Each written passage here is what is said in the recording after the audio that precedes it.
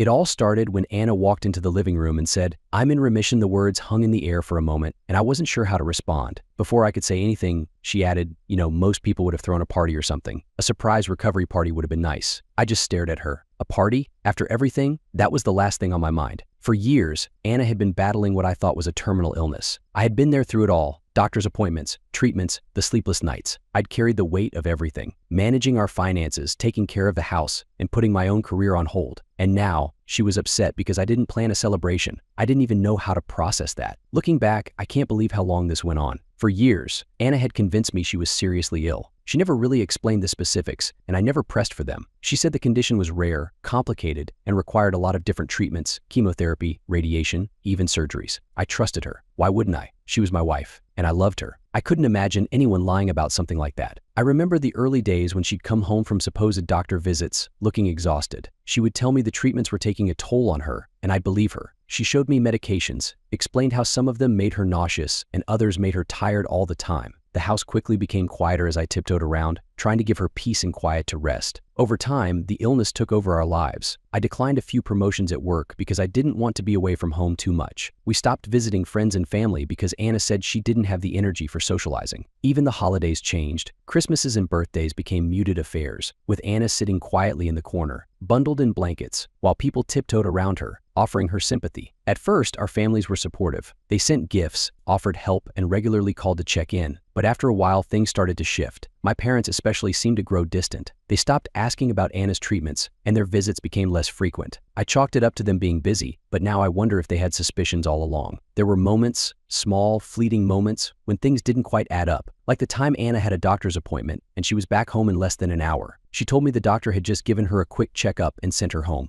Then there was the time we ran into an old friend at the grocery store, and she seemed perfectly fine, chatting and laughing, when just an hour earlier, she had said she was too tired to leave the house. I remember thinking it was strange, but I never pushed her on it. I felt guilty even questioning her. What kind of husband doubts his wife when she's supposedly fighting for her life? Our life together slowly became more about her illness than anything else. On our anniversary, I had planned a small dinner at home, and I remember Anna lying on the couch, sighing dramatically, saying she felt too weak to eat. I sat there, picking at my food, trying not to let the disappointment show. It wasn't about the meal, it was about the fact that I had lost my partner to this illness, or so I thought. Her friends drifted away too. At first they would call or text, checking in, offering to help, but after a few years they stopped reaching out. I couldn't blame them. I had become distant myself, focused solely on Anna and her needs. Every time someone invited us out, I'd politely decline, explaining that Anna wasn't well enough to join. Eventually, the invitations stopped coming. The day everything started to unravel was an ordinary one. Anna was out for a walk, something she had taken up recently, saying it was part of her recovery process. I was organizing some paperwork when I came across a stack of medical bills. They weren't addressed to any specific hospital, and there was no official letterhead, just vague statements of charges. That's when the doubt I had pushed down for so long started to bubble up again. I spent the next few hours combing through our records, trying to find anything that would confirm what Anna had been telling me for years. But the more I looked, the more confused I became. There were no detailed medical records, no official diagnoses. The doctor's names she had mentioned weren't anywhere in our files. In fact, there wasn't a single document that confirmed she had ever received treatment for anything. I remember sitting there, staring at the papers, feeling like my world was spinning. Could it be possible that Anna had been lying this whole time? It didn't seem real, but at the same time, it explained so much. The quick doctor's appointments, the vague explanations, the strange looks from family and friends. But how could I even begin to confront her about this? That night, she came home from her walk, looking as cheerful as ever, talking about how she was feeling stronger every day. I barely heard her. My mind was racing with all the questions I wanted to ask but couldn't bring myself to voice. Instead, I just nodded along, pretending everything was fine. The next day, I started searching for answers. I called a few of the hospitals where Anna had supposedly received treatment, but they had no records of her, not even a single visit. I went through our bank statements and credit card bills, but there were no charges for any medical expenses. Nothing added up. And yet, despite all the evidence staring me in the face, I still couldn't fully believe it. Who would lie about something like that? How could she have kept this up for years? I wasn't ready to confront her yet. I needed more proof, more time to figure out what was really going on. Now, I'm left wondering, has anyone else been through something like this? Something so completely confusing, where everything you thought you knew turns out to be a lie? Because right now I don't know how I'm going to face her with this, but I know I have to.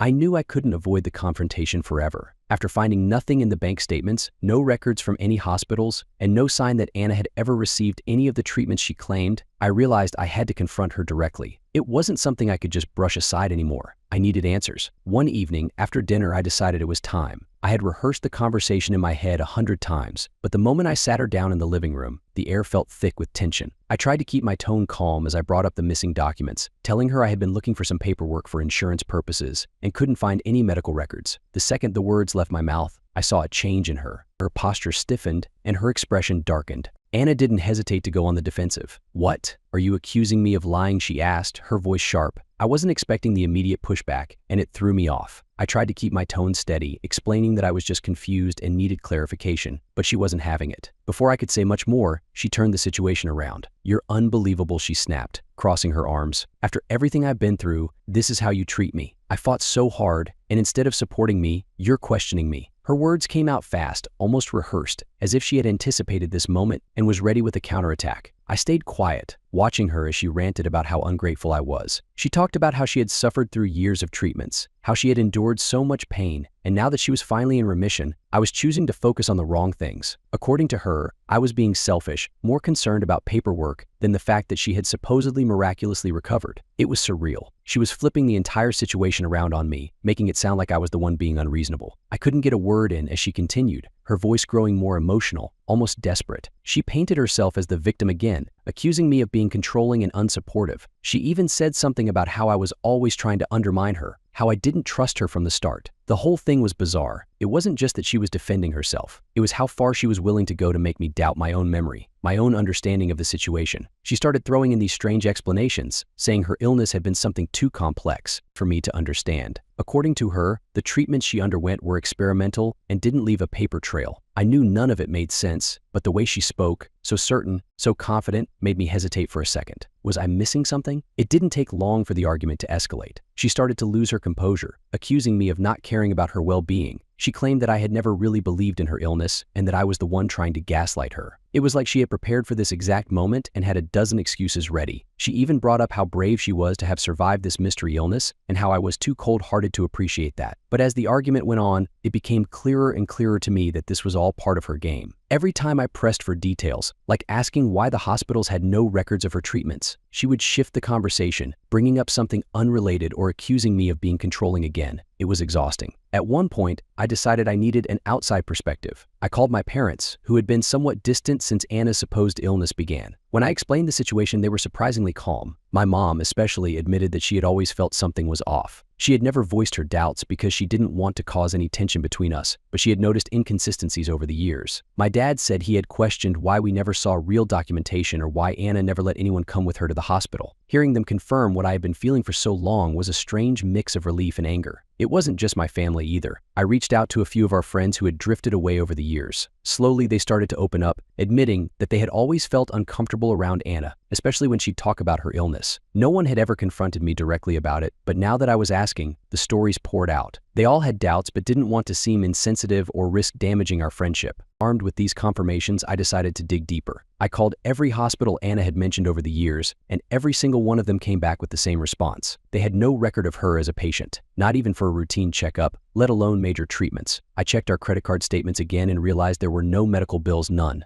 Every time I had assumed she was at a doctor's appointment, she must have been somewhere else entirely. It all became so clear, but at the same time, it was so hard to accept. She had lied about everything. And yet, even knowing that, I wasn't ready for the next discovery. One evening, while Anna was out of the house, I went into the small storage space in our garage where she kept her personal files. I don't know what I was expecting to find, but what I discovered made my stomach turn. A neat stack of medical documents sat in a folder, all of them fake. There were letters from doctors that looked official at first glance, but after reading through them, it was obvious they weren't real. Some of them didn't even have proper signatures, and others had the names of hospitals that didn't exist. My hands shook as I went through the papers, realizing just how far she had gone to construct this lie. This was beyond exaggerating symptoms. She had created an entire fake medical history to manipulate me and everyone around us. I didn't confront her right away. I needed time to process everything, to figure out what my next move would be. But one thing was clear. This wasn't just a misunderstanding. Anna had been deceiving me for years, and I had the proof in my hands. I wasn't sure what I was going to do next, but I knew this was far from over. After I found the stack of fake medical documents in our garage, everything started to fall apart. My world was unraveling faster than I could process. Every memory, every decision I'd made over the past few years felt tainted by Anna's lies. I couldn't look at her the same way, but I didn't confront her right away. I wasn't sure how to handle it yet. Instead, I started piecing together everything I'd missed, every red flag I had ignored, every strange behavior I had brushed off. There were so many moments that, in hindsight, should have raised alarms. I remembered the day Anna had come home from a doctor's appointment where she claimed she had undergone some intense treatment, but then a couple of hours later, she was out shopping, seemingly full of energy. I had thought it was just a good day for her, one of those rare moments where she felt better despite the illness. Now, it was clear that she had been playing a part the whole time. The lies didn't stop at her treatments either. Anna had crafted an entire narrative around her condition, telling friends and family how hard it was for her, how the treatments were experimental and expensive, and how much pain she was in. It was all a manipulation, and I had been blind to it for so long. After a few days of going through the fake documents and replaying every suspicious moment in my head, I decided to reach out to a lawyer friend. I needed to know what my options were legally, but more than that, I needed advice on how to get the full truth. My friend didn't hesitate to suggest hiring a private investigator.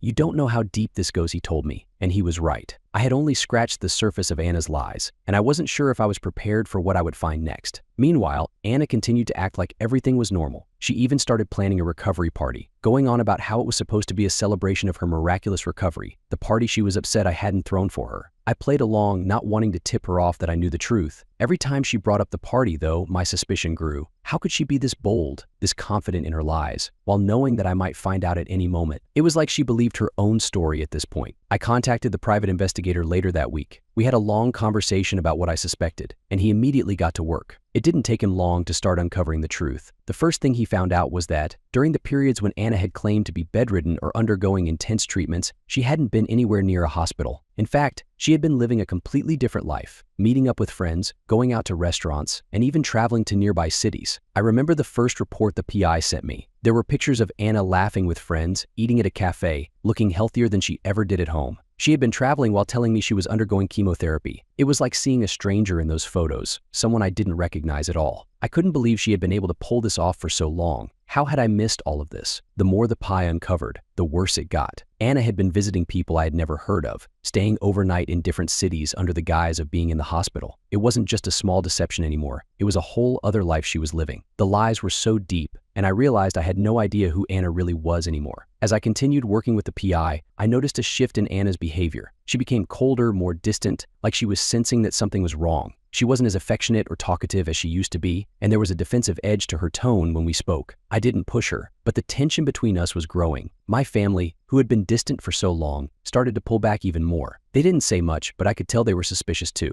They had always had their doubts about Anna's illness, and now that the truth was slowly coming to light, they were keeping their distance. The tension in our home was almost unbearable. Anna continued to talk about her recovery, acting as if everything was fine, but I could see the cracks in her story growing wider. She would make excuses to leave the house for hours at a time, claiming she was seeing friends to celebrate her health. But I knew she was hiding something. The PI continued to follow her and sent me more reports, each one more damning than the last. She wasn't just visiting friends. She was spending entire weekends out of town, staying with people I had never heard of. Then, one day, Anna simply disappeared. She left the house in the morning, saying she was going to run some errands, but she didn't come home that night, or the next day. For an entire week, I had no idea where she was. She wasn't answering her phone, and none of her friends seemed to know where she had gone. I was in limbo, not knowing what to do or where to turn. The PI eventually tracked her down. She was in another state, staying with someone I'd never heard of before, a friend she had never mentioned. I didn't know what to think. Had she run away because she knew I was close to uncovering everything? Was she planning some new deception? The more I thought about it, the less I understood. It was like trying to untangle a knot that kept tightening the more I pulled. At this point, I knew I had to confront her with everything. The lies had gone too far, and I had the proof in my hands, but I couldn't predict how she would react. I wasn't even sure if she would come home or if I'd have to track her down myself. All I knew was that this wasn't over. Not yet. And now I was prepared for whatever came next. I knew I couldn't wait any longer. After the private investigator found Anna in another state, staying with someone I had never heard of, it was clear that the lies had spun completely out of control. I had all the evidence, the fake medical records, the photos of her living a double life while I thought she was bedridden, the credit card statements showing no trace of the treatments she claimed to have undergone. It was time to confront her. A few days after she returned, I waited until we were both home alone. The tension in the air had been unbearable since her disappearance, and I could tell she knew something was coming. She was distant, avoiding eye contact and keeping herself busy with meaningless tasks around the house. I let her go on for a while, watching her from the corner of my eye as I organized the papers in front of me, the evidence that would unravel everything. I started by asking her about the week she had been gone. She hesitated, giving me some vague excuse about needing time away to clear her mind, but it was clear she wasn't being honest. That's when I laid out the first piece of evidence: the photos of her out with friends during the time she was supposed to be undergoing treatment. I watched her face as she glanced at the pictures, and for the first time I saw her crack. She froze, her eyes wide, trying to come up with something to say, but the words didn't come. When she didn't respond,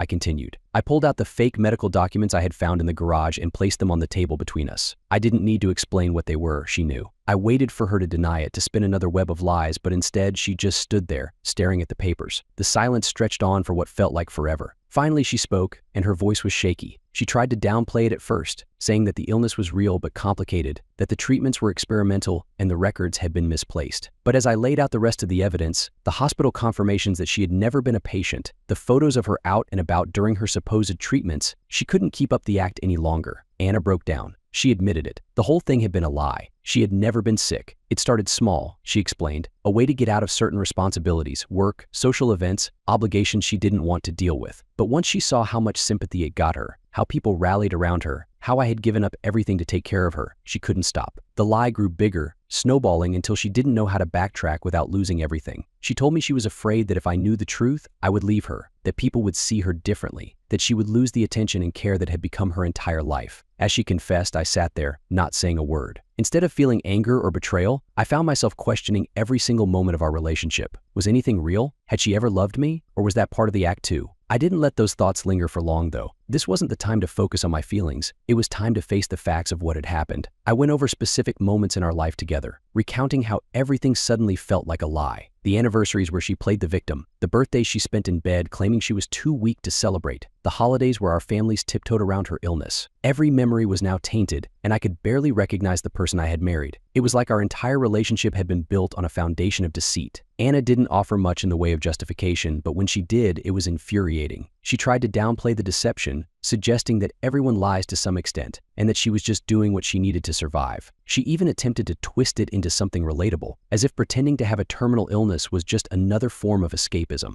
But it wasn't just that. She was trying to manipulate me into staying, playing the victim once again. She cried, telling me she still loved me, that she was sorry, that she didn't mean for things to go this far. But I had heard it all before. The tears, the apologies, the promises to change, it was all part of the same pattern. I wasn't falling for it this time. Instead of responding to her pleas, I calmly stood up, gathered the documents, and left the room. I didn't need to say anything more. I had already made my decision. The next day, I quietly started making arrangements. I consulted with a divorce lawyer, laying out the evidence and explaining the situation. The lawyer was sympathetic but direct. This wasn't going to be a clean break, especially with the level of deceit involved. Financially, it was going to be complicated, but I was more focused on getting out of the marriage than on anything else. As I began the process, I couldn't help but feel like there was still something Anna wasn't telling me. Her breakdown had felt genuine, but at the same time, there was a coldness in her eyes when she talked about the lies, like she was still holding something back. The PI had uncovered so much, but there were still gaps: people she had visited, trips she had taken. I had a nagging feeling that there was more to her deception than what she had admitted. Even though I was preparing to leave, I couldn't shake the feeling that Anna was hiding something bigger, something that hadn't come to light yet. As I moved forward with the divorce, I knew I had to stay vigilant. The lies were out in the open now, but I wasn't sure if the full truth had been revealed. Whatever was left, I was ready for it. I thought things would settle down after I filed for divorce. I had already moved out of the house temporarily, staying with a friend while the paperwork was being processed. I had distanced myself from Anna as much as possible, communicating only through the lawyer. It seemed like the worst was over, and I could start putting my life back together. But of course, Anna wasn't done. One afternoon, about a week after I'd officially filed for divorce, I was at work when my phone started blowing up with messages from my coworkers. Something was happening in the lobby, and it didn't take long for me to realize what, or rather who it was. Anna had shown up at my workplace, and she wasn't being subtle about it. I stayed at my desk for a moment, hoping the situation would diffuse on its own. But then, my boss came in, looking concerned. "She's saying you're abandoning her?" he asked, clearly confused. I could feel the tension rising in my chest. I had tried to keep my personal life separate from work, but now it was bleeding into everything. I made my way downstairs, and sure enough, there she was, Anna, standing in the middle of the lobby, surrounded by a small crowd of my coworkers, putting on a performance like I had never seen before. She was crying, telling everyone who would listen that I had left her in her time of need, that after she had fought so hard to beat her illness, I had abandoned her. The audacity of it all left me momentarily stunned. Anna was painting herself as the victim again, just like she had done for years. I could see the sympathetic looks on the faces of my coworkers, most of whom didn't know the full story. They had no idea about the lies, the manipulation, the fake illness. All they saw was a woman who seemed heartbroken and desperate. I knew I had to do something. I couldn't let her narrative take hold, especially not in front of the people I worked with every day. I took a deep breath and stepped forward, addressing the crowd first. I calmly explained that this was a private matter, that Anna was not telling the truth, and that I would deal with it outside. The looks of sympathy began to shift into confusion as they saw how composed I was in contrast to Anna's theatrics. Once we were outside, I didn't waste time. I laid it all out for her. I told her that this was it, her last attempt to manipulate me, and it wasn't going to work. I had the evidence, I had the truth, and I wasn't going to be pushed around by her lies any longer. I didn't raise my voice. I didn't argue. I just spoke clearly, letting her know that whatever game she was playing was over. For the first time, I think she realized she had lost control of the situation. The tears stopped, and the defiance that had been fueling her for so long seemed to drain away. She tried one last time to pull me back in, talking about how we could fix things, how she could explain everything, how she still loved me. But it didn't matter anymore. There was nothing left to fix. The final confrontation was short. I walked away, leaving her standing there on the sidewalk. No more audience to perform for, no more lies to hide behind. I felt a strange sense of closure as I got back to work, knowing that this was the last time I would let her control any part of my life. From that point forward, things moved quickly. The divorce proceedings continued without much more drama, at least on the legal side of things. My lawyer handled most of the details, and I focused on repairing the damage Anna's lies had caused to my relationships with family and friends. It wasn't easy. Some people had believed her story for so long that it was hard for them to reconcile the truth with what they thought they knew. I had to have some difficult conversations, explaining everything that had happened and showing the evidence I had gathered. Slowly, people started to come around. Some were angry with Anna for deceiving them, but others just seemed relieved that the truth was finally out. As for Anna, she faded from my life as quickly as she had appeared in the lobby that day. After the divorce was finalized, she moved away. I heard through a mutual acquaintance that she had disappeared from social media entirely, wiping out any trace of her online presence. It was like she had vanished. Part of me wondered if she had found someone else to manipulate, another life to slip into,